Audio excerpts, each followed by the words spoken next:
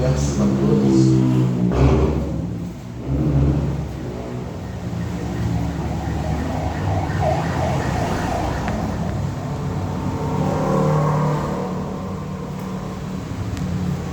Amém? Mateus capítulo 9, verso 14, vai dizer o seguinte: e vieram depois os discípulos de João e perguntaram a Jesus: por que nós os fariseus jejuamos muitas vezes, mas os seus discípulos não jejuam? Jesus respondeu: como podem os convidados para o casamento estar tristes enquanto o noivo está com eles? No entanto, virão dias em que o noivo lhe será tirado, e eles então vão jejuar. Ninguém põe remendo de pano novo sobre roupa velha, porque o remendo tira um pedaço da roupa, e o buraco fica ainda maior. Ninguém põe vinho novo sobre odres velhos, porque se alguém faz isso, os odres se rompem, o vinho se derrama e os odres se perdem. Mas põe-se o vinho novo em odres novos, e ambos se conservam. Pode se assentar? Esse texto é um texto extremamente, eu creio que do conhecimento de todos, então não vou me estender muito, mas eu creio que Deus tem algo para falar conosco, como eu já tenho falado. Eu estudando e meditando nessa palavra, desde quando o ano virou, Deus tem ministrado essa palavra no meu coração, Deus tem falado essa palavra no meu coração, e até comentei com minha esposa, eu falei: filha, eu estou com uma palavra no coração desde quando o ano virou, sobre essa palavra, sobre algo novo que Deus tem feito e vai fazer sobre as nossas vidas.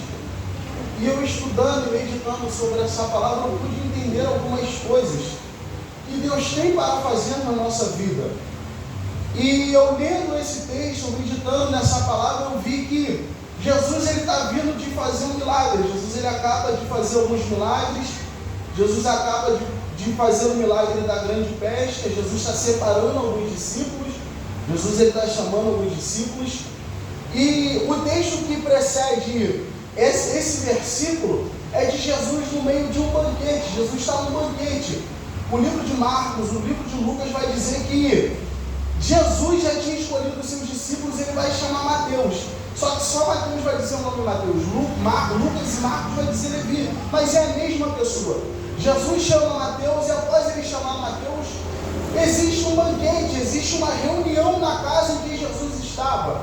O texto não vai dizer se era a casa de Jesus, se era a casa de Mateus, mas fato é, Jesus estava em um banquete. Nesse banquete tinham pessoas consideradas pela sociedade pecadoras, pessoas publicanas, pessoas que as pessoas e os fariseus acreditavam que se Jesus fosse mestre, ele não poderia andar com essas pessoas. Então o diálogo que começa a partir desse banquete é: olha, se você é mestre, se você é alguém importante, por que você está sentado com essas pessoas? Por que você se assenta com essas pessoas? E aí Jesus vai dizer: olha, eu me assento com eles, estou sentado com eles, porque eu não vim para quem está são, eu vim para quem está precisando de alguma coisa, eu vim para quem precisa, eu não vim para quem já está curado, eu vim para quem precisa de cura, eu vim para quem está precisando de alguém. Talvez você entrou aqui já curado, e amém, glória a Deus, mas Deus essa noite, Jesus essa noite, se apresenta para quem tem problema, está se apresentando para quem está precisando de alguma coisa. Jesus essa noite está se apresentando para nós essa vida. Se você não tem problema, se vai tudo bem na tua casa, glória a Deus. Se você não tem nenhuma adversidade, tudo bem. Mas não questione o teu irmão por estar pedindo. Não impeça o teu irmão, não murmure, porque o teu irmão está chorando ou está adorando, porque você não sabe a necessidade dele. Você não sabe o que ele está passando. Você não sabe o que ele está vivendo. E Jesus vai dizer: olha, eu vim para esses que precisam de alguém. Eu vim para esses pecadores que precisam de salvação. Se vocês não precisam, não tem problema. E aí o que eu acho interessante é que Lucas e Marcos vai dizer que alguém chega e pergunta a Jesus: olha, por que os seus discípulos não jejuam? Mas eu gostei de Mateus, porque Mateus vai dizer que os discípulos de João vão perguntar porque eles, os fariseus, jejuavam muito e porque os discípulos de Jesus não jejuavam. Entenda, o problema não é deixar de fazer, o problema não é fazer todos os dias. Esse não é o problema. O problema para os discípulos de João e para os fariseus é o seguinte: olha, eu sou puro, eu sou eu então? Porque eles são melhores que eu se eu faço todos os dias. Irmão, nós somos assim todos os dias. Temos essa questão de comparação. Nós achamos que somos melhores porque fazemos muito. Nós achamos que somos muito santos e merecedores porque nós oramos muito, jejuamos muito. E quando nos deparamos com alguém que não faz, nós olhamos diferente. Nós dizemos, olha, não está crente, não está firme, não ora, não busca. Só que Jesus é incrível, Jesus é extremamente minucioso, e eu gosto da forma que Jesus fala. Jesus vai usar 3 formas para dizer a ele, dar um ensinamento simples e rápido. Primeiro, Jesus faz a comparação do casamento. Olha, que convidado que vai vir triste para o casamento com o noivo aqui. Agora não é a hora de jejuar, agora não é a hora de fazer, mas na hora que o noivo for embora, aí sim eles vão precisar. Jesus está dizendo para ele, olha, o mais importante no momento que eu estou não é o jejum, o momento mais importante, quando eu estou presente, não é o que você faz, mas é usufruir da minha presença. Gabriel, me prova na Bíblia, eu te provo. Marta e Maria, Jesus estava na casa, Marta fazendo as coisas, Maria escolheu estar aos pés. Marta, olha, não é justo, ele está trabalhando, ele está fazendo, e ela está sentada, e Jesus vai olhar para ele e vai dizer, olha, se você não escolheu estar aqui, tudo bem, mas isso aqui deve contigo. Jesus está ensinando para a minha vida e para a sua vida. O mais importante quando Jesus está é valorizar a presença de Jesus. Estamos preocupados com ritos, estamos preocupados com dogmas, e estamos esquecendo a presença de Jesus. Jesus está dizendo, olha, o mais importante no casamento não são o que vocês estão fazendo, mas é a presença do noivo. E a pergunta é, como nós temos levado e nos comportado diante da presença do noivo? Queremos chegar com as mãos cheias e mostrar tudo aquilo que nós fazemos, e esquecemos de prestar atenção que Jesus já está no meio. É como a pastora disse, Deus está aqui. E muitas das vezes a gente está preocupado com o que está acontecendo lá fora. Estamos preocupados com que as coisas estão acontecendo, com a conta que tem que pagar, com a dívida, com o filho, com tudo aquilo que não envolve as coisas de Deus. E esquecemos de valorizar a presença de Deus em nosso meio. Estamos preocupados com tudo que está acontecendo. E Jesus está falando, olha, na hora certa eles vão jejuar, mas o momento agora é esse, o noivo está aqui. O noivo está aqui presente. Eu acho interessante, porque não é a primeira vez que Jesus fala sobre isso. Não é a primeira vez que as pessoas desdenham da presença de Jesus. Certa vez eu estudando e já ministrei sobre isso. Umas pessoas importantes fazem um jantar, vê o que Jesus está fazendo e convida Jesus, olha, vai lá em casa, vai lá no banquete. E a forma que eles tratam Jesus é totalmente contrária àquilo que eles estão, que a cultura dizia que tinha que fazer quando alguém de fato era importante. E aí eles questionam, depois que a mulher beija os pés de Jesus, depois que ela unge, depois que ela lava os pés de Jesus com as suas lágrimas e seca. Ele fala, olha, você sabe quem é essa? Aí Jesus vai dar a resposta, olha, vocês dizem que eu sou importante, mas desde quando eu entrei ninguém me recebeu da forma devida. Desde a hora que eu entrei dentro da casa e no banquete, ninguém tratou a minha presença com a honra que deve ser tratada. E agora vocês estão questionando a forma que ela trata. Ela faz aquilo que vocês não fazem. Ela está fazendo aquilo que vocês conhecem e deveriam fazer. E o problema é que muitas das vezes nós sabemos o que tem que ser feito e não fazemos. Nós sabemos como temos que nos comportar diante da presença do noivo, não nos comportamos. Sabemos o que tem que ser feito. Estamos preocupados com as nossas coisas, do nosso cotidiano. E vamos fazendo, esquecendo que a presença de Jesus é mais importante. Eu não acredito em coincidência, mas o louvor do Ministério de Louvor, eu vou falar sobre isso. Fala sobre a presença. De que nada adianta os louvores, as canções, as palavras. Nada disso adianta se não for verdadeiro. Se o intuito não for louvar a Deus, se o intuito não for honrar aquele que é digno de honra, são só palavras vazias. E aí Jesus continua. Jesus vai dizer, olha, não tem como vocês pegar um pano velho e tentar remendar com um remendo novo, porque vai se romper, não vai aguentar, irmão, eu tenho certeza. Quem já tentou consertar uma roupa? A roupa ela fica boa até um período de tempo. mas depois ela volta a rasgar de novo. E o que Jesus está dizendo para eles é o seguinte: o que eu estou trazendo é algo novo. O que eu estou fazendo, aquilo que eu estou fazendo, não cabe no sistema religioso de vocês. Aquilo que eu estou fazendo, a revolução que eu estou causando, o evangelho, a anunciação, a salvação, não cabe no contexto que vocês têm como padrão de culto. O padrão de culto vai ter que mudar, porque não cabe. O padrão de culto, de ir, levar e sacrificar, vai ter que mudar, porque não vai caber mais. Porque aquilo que eu estou fazendo é muito maior. Aquilo que eu estou fazendo, aquilo que eu estou gerando, é muito maior do que a religiosidade consegue conter. Jesus está falando, não é sobre o jejum, não é sobre quantas vezes. É sobre um coração voluntário e sincero para ser transformado, para viver essa novidade. A sua religiosidade não vai sustentar, não vai caber, porque vai entrar de conflito. Porque a lei ela vai dizer uma coisa, só que já a graça ela diz outra. A lei diz que você tem que morrer quando você peca, só que Jesus disse que se você peca e se arrepende tem vida. Então não cabe. Jesus está dizendo, para poder viver o que eu estou fazendo de novo, não tem como remendar. Não vai caber o meu evangelho no seu sistema religioso. E aí Jesus vai dar um exemplo do vinho. Olha, não se coloca vinho novo sobre odre velho, porque o vinho ele vai fermentar, e o odre ele não vai comportar, ele não vai sustentar, ele vai se romper, e se romper vai vazar, vai se perder.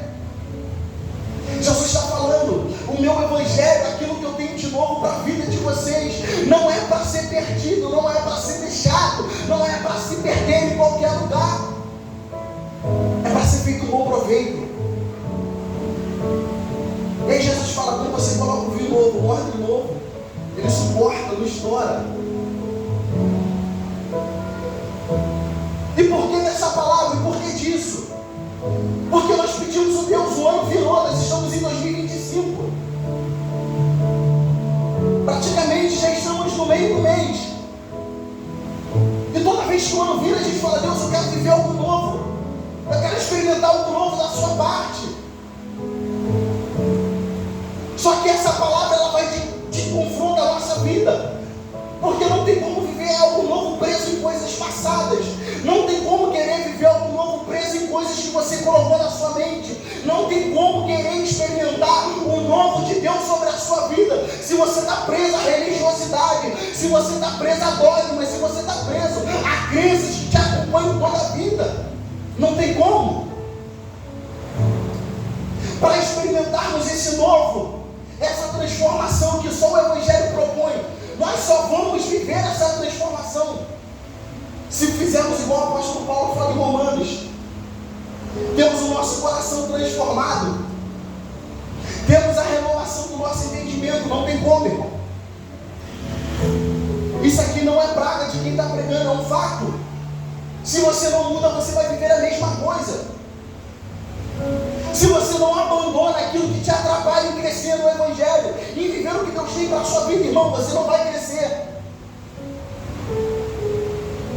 Porque não é minha palavra, foi Jesus que disse. Aquilo que Ele tem de novo, aquilo que Ele traz de novo, não cabe naquilo que é velho, num sistema velho. E aí a gente precisa analisar a nossa vida. Precisamos fazer a reflexão. Precisamos ser sinceros, irmão. E entender que muita coisa nós não estamos vivendo, não é porque Deus é ruim, ou porque Deus é um Deus tirano, é porque nós não queremos viver essa transformação. Preferimos viver a nossa zona de conforto e acreditar que está tudo bem, do que de fato experimentar a vontade de Deus, que é boa, perfeita e agradável para a nossa vida. Preferimos nos comportar igual os discípulos de João, igual os fariseus. Olha, mas Deus, eu acho que eu mereço, porque eu oro toda madrugada, eu jejuo todos os dias 12 horas, então eu acho que eu mereço viver esse algo novo. Só que Jesus está falando, não é o quanto você vai fazer, mas é a intenção do seu coração. Não tanto o que você está fazendo, mas é a intenção do seu coração. A intenção é o que? É te glorificar, é enaltecer o seu nome. Então Jesus vai confrontar eles com esses 3 parábolas. E com isso eu venho estudando, venho lendo, venho escutando. E o tempo todo essa palavra martelando. Quer viver algo novo? Troque o seu odre. Quer viver algo novo? Troque o seu odre. Porque enquanto você carregar o seu odre velho, você não vai experimentar o vinho novo. Enquanto você não se desprender daquilo que é velho, daquilo que está sobre a tua vida, sobre cicatrizes que você ainda carrega, sobre dores que você ainda carrega, enquanto você não se desprender, você não vai viver aquilo de novo que Deus tem para a sua vida, irmão. Então a minha mensagem, ela é bem simples. Você quer viver algo novo da parte de Deus em 2025? Comece a se desprender daquilo que você está agarrado com todas as suas forças. Comece a orar, comece a pedir a Deus para Ele te mostrar o que tem impedido de você viver aquilo que é novo. Desconstrua essa religiosidade que você carrega. A lição de hoje foi muito fantástica. E o exemplo que a pastora trouxe é perfeito sobre a humanidade de Cristo. Por mais difícil que pareça, dá para viver essa novidade de vida, dá para viver igual Cristo viveu. Por mais árduo que seja, talvez, dá para viver. E como ela disse, um dos principais motivos da vida dele foi essa. É mostrar para mim e para você que é possível. É possível viver o que Deus tem para a nossa vida. E aí, quando você começa a ler e a meditar sobre a palavra, você começa a entender por que os fariseus odiavam tanto Jesus. Porque o fariseu estava acostumado a ter o controle de tudo, a ditar as regras, a dizer que quem pode e quem não pode.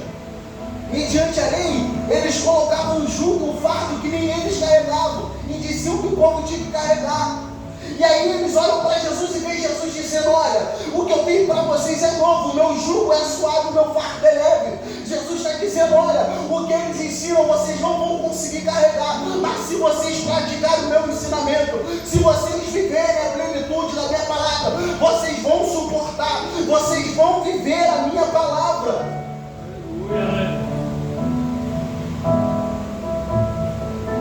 E aí cabe a nós decidirmos. O poder de decisão está na minha e na sua mão. Quer viver algo novo? Quer viver experiências novas? Quer de fato viver a plenitude do Evangelho? Comece a buscar. Comece a fazer essa análise. Seja sincero. Seja sincero naquilo que você tem buscado. E apresente a Deus. Fala: Deus, é isso aqui que me atrapalha, eu sou preso a isso. É isso aqui que me impede. E eu até anotei aqui no meu telefone. Muitas vezes queremos que Deus faça coisas novas em nossas vidas, mas permanecemos presos a velhos padrões de pensamento, medo ou religiosidade. Assim como os olhos precisam ser novos, nossos corações também precisam ser renovados pelo Espírito Santo. Somente assim podemos experimentar o avivamento que Deus deseja derramar. Não tem como, irmão, viver algo novo com o mesmo coração. E isso é tão verídico que a gente vê quando Deus fala para Ezequiel: olha, Ezequiel, vou dar um novo coração a esse povo. Vou tirar esse coração de pedra e vou dar um coração de carne. Vou tirar esse coração endurecido deles e vou dar um novo coração. Porque essa é a verdade, irmão.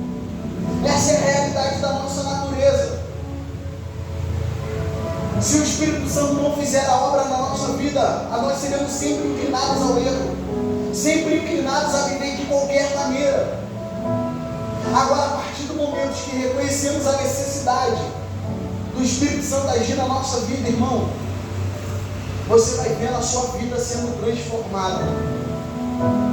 Então a mensagem que eu deixo, não só para a minha vida, algo que eu tenho buscado aplicar, mas para a vida dos irmãos se desgarre daquilo que tem te atrapalhado, seja o medo, seja a ansiedade, seja o que for, irmão, seja o que for que te impeça de viver o que Deus tem para a sua vida. Se desgarre disso e começa a buscar a viver essa novidade de vida, a viver essa experiência, isso que Deus tem para a nossa vida, esse algo novo que Deus tem para a minha vida e para a sua vida, irmão.